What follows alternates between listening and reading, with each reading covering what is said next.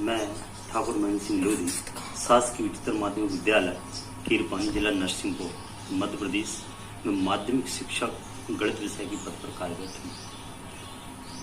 इस लॉकडाउन के दौरान कुछ नया सोचने, कुछ नया करने का अवसर प्राप्त हुआ है। इस अवसर को सार्थक बनाते हुए मैं गणित शिक्षकों और छात्रों के समक्ष एक नवाचार के रूप में जादुई पैमाना, जिसे हम मल्टी यूजर स्केल कह सकते हैं, रखना चाहता हूँ। और मुझे विश्वास है कि यह जो जादुई स्केल है, यह ज्यामितीय अवधारणाओं, रचनाओं को समझने में और समझाने में बहुत उपयोगी सिद्ध हुआ। साथियों, देखें इस स्केल का निर्माण कैसे किया जाता है। हम दो स्केल लिए, एक स्केल के ठीक बीचों बीच होल किया और दूसरे स्केल को बीच में से काट के एक किनारे पर होल किया और एक पुल्ली के माध्यम से इस तरह जोड़ते हैं कि ये ऊपर वाला स्केल इसके ऊपर घूमता रहे।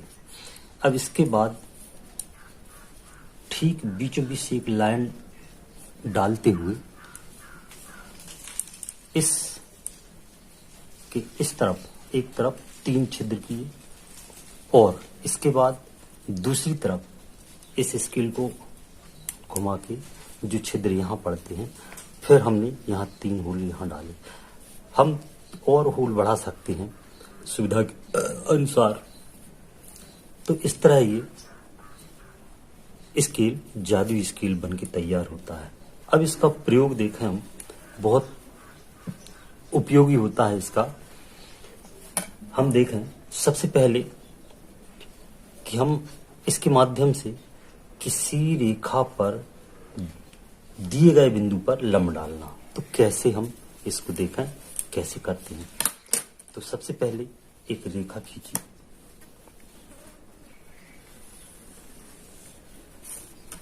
इस रेखा के मान लें इस बिंदु पर हमको लंब डालना है। तो ये घूमने वाला स्केल इस स्केल को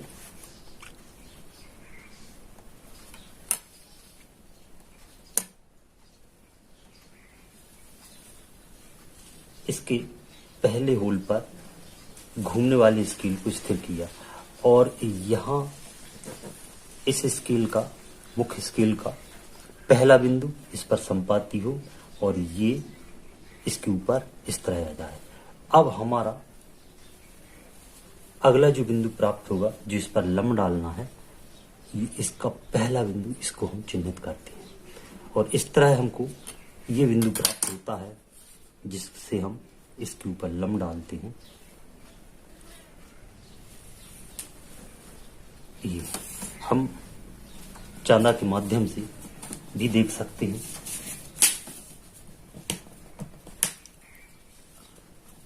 चांदा के माध्यम से हम कोण को नाप सकते हैं। ये ठीक 90 अंश का कोण हमको प्राप्त होता है। अब दूसरा, किसी दिए हुए बिंदु से, मान लें ये बिंदु है, इस बिंदु से इस रेखा पर लंब डालना है। तो कैसे डालें?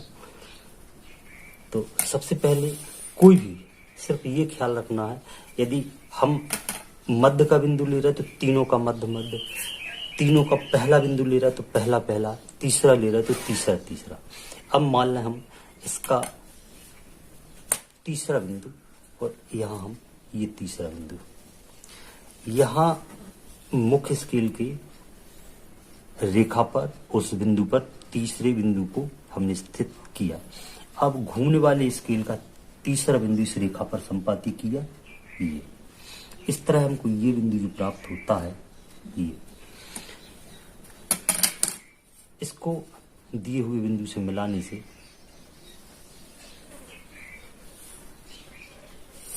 फिर लंब का निर्माण होता है। फिर हम नाप के देखें।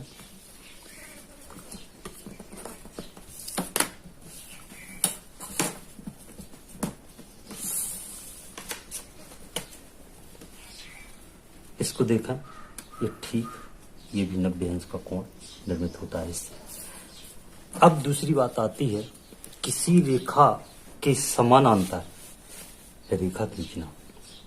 तो मान लें इस बिंदु से इस दी गई रेखा के समानांतर रेखा कैसे खींचें।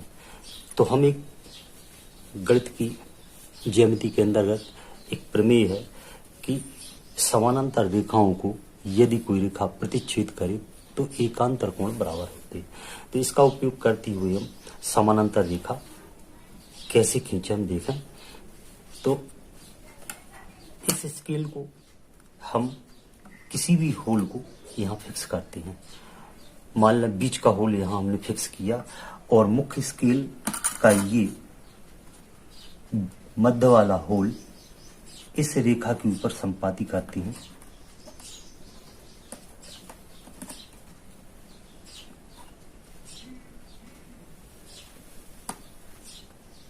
ये इस तरह ये बिंदु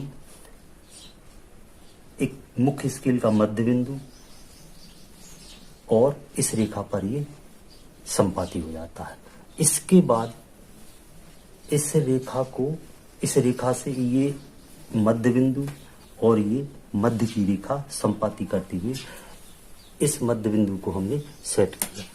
अब ये जो कोण फिक्स निर्मित हो गया, इस कोण को हम बगैर परिवर्तित किए हम इसको उल्टा रखते हैं और इस स्केल का मध्य बिंदु मुख्य स्केल का और इसका ये मध्य बिंदु, ये मध्य बिंदु, अब हम यहाँ इसके मध्य बिंदु पर चिन्ह लगाते हैं। तो ये जो एक बिंदु प्राप्त हुआ है, इसको मिलाने से दी गई रेखा की समानांतर रेखा निर्मित होती है। ये इस दी गई रेखा की समानांतर रेखा ये निर्मित होती है। तो हमने देखा बहुत सी चीजें इससे हम निर्मित कर सकते हैं। 90 अंश का कोण, 60 अंश का कोण, 30 अंश का कोण, लंबार्धक खींच सकते हैं। प्रमेय जैसे अर्धवृत्त पर बना कोण 90 अंश का होता है, इसका प्रायोगिक सत्यापन किया जा सकता है। एक पाइथागोरस प्रमेय है, उसका हम प्रायोगिक तौर पर सत्यापन कर सकते हैं। और एक और महत्वपूर्ण इसका एक और उपयोग है, जो राजमिस्त्री बड़े लोग इस गुनिया का उपयोग करते हैं। इसको रखने लाने ले जाने में बहुत दिक्कत होती है। तो ये जो गुनिया का भी काम करेगा, तो ये गुनिया के रूप में काम करेगा और हम इसको चाहें तो एक स्केल के रूप में ऐसे रख सकते हैं। तो हमने देखा वास्तव में ये मल्टी यूजर स्केल है, एक जादुई स्केल है। इसका प्रयोग हम गणितीय ज्यामितीय रचनाओं में बहुत सुंदर प्रभावी ढंग से छात्रों को कर सकते हैं, बता सकते हैं। तो हमने देखा किस तरह ये बनाया जाता है। इसका प्रयोग हम बच्चों को एक सुंदर तरीके से समझा सकते हैं और बच्चे आसानी से इन अवधारणाओं को समझ सकते हैं। और मुझे लगता है इसमें इस स्केल को कंपास बॉक्स में भी स्थान दिया जाना चाहिए। धन्यवाद।